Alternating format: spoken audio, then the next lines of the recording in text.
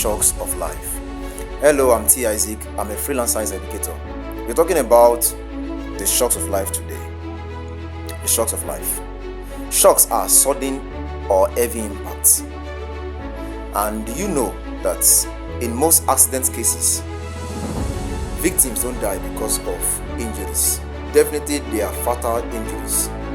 But some minor injuries that make patient die is not because of the injury itself, it's based on the shock.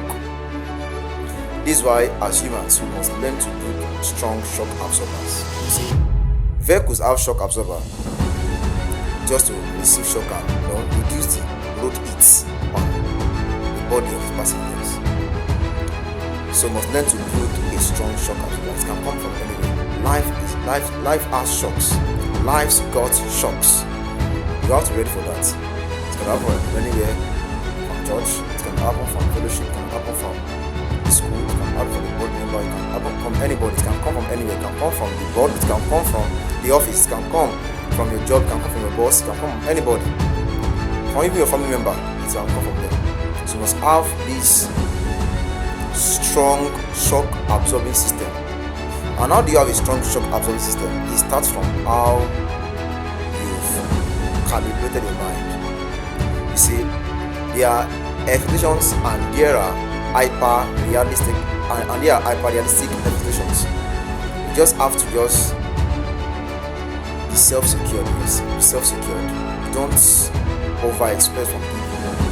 It doesn't mean you expect the worst from people, but don't ever expect from people because we are all humans. So, building a strong system to absorb shocks will place you in a sane state of mind while you deal with the matter. So a patient now can have an injury, but shock had killed him. So if the shock was handled, the patient can treat the injury. So now there's an accident scenario. Now we are dealing with both shocks and injury.